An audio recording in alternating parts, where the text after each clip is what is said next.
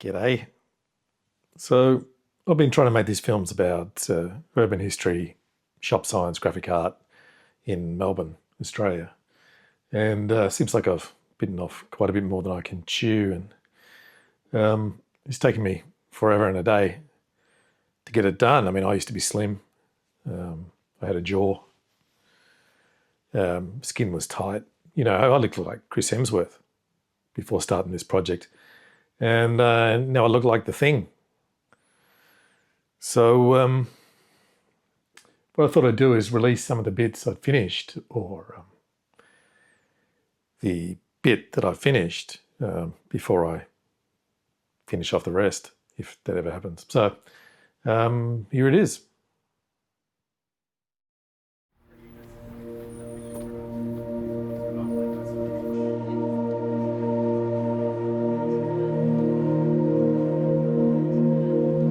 There's stuff here. Do you want to come around here?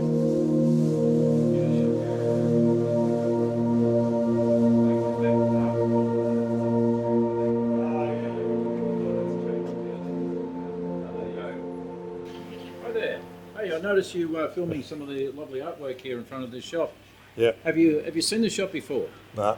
Well, this has got a unique history. This has been a fruit and veg shop since 1925.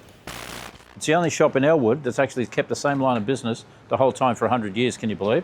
And this is some of the artwork that's been here for about close to 50 years.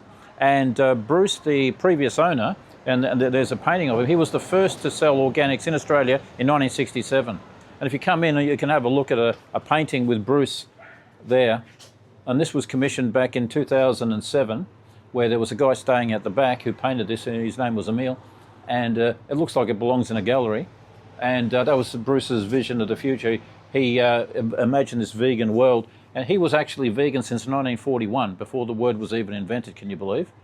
And his mother was the president of the Vegetarian Society of Australasia back in the 50s, and then he took over in the 60s.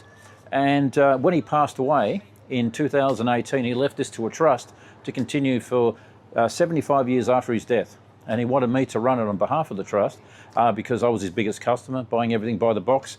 I was involved in starting World Vegan Day in 2003 and was a big supporter of that. And he would give out these little health booklets that I wrote. And I would do talks on health and nutrition for him upstairs as well. All those reasons, he thought that I'd be the ideal person to take over.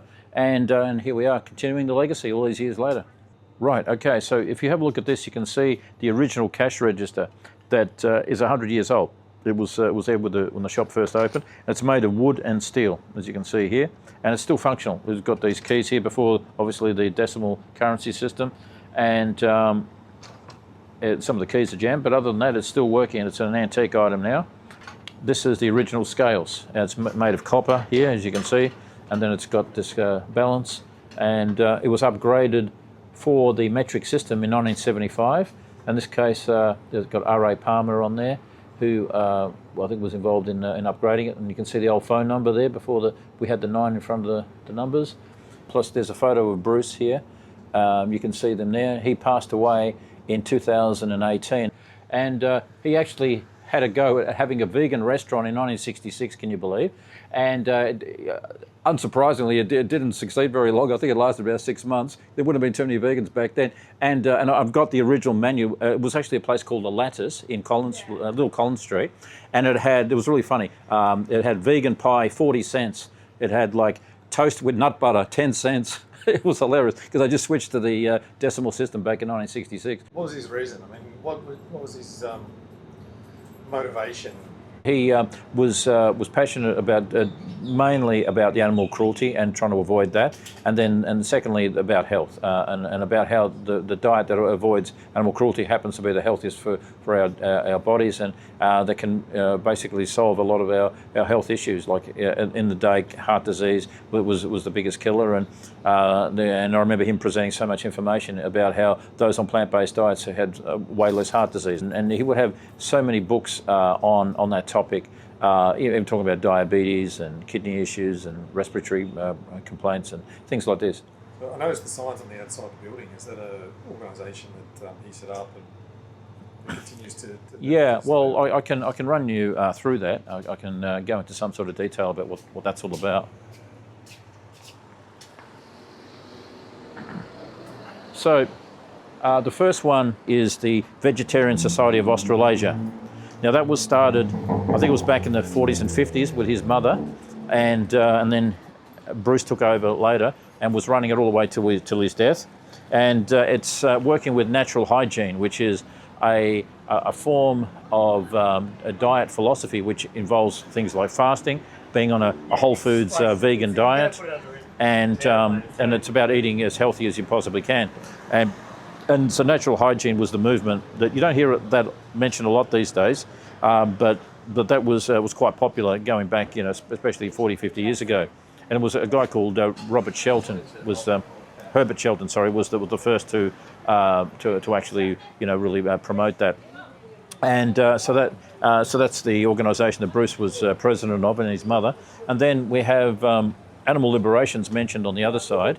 And this is from the 1980s, where that was actually basically put up, and they were pushing for stopping battery cages. We don't have them now, but we have a situation that's almost as bad, where they're confined in very, very tight spaces, even though there's no longer in cages.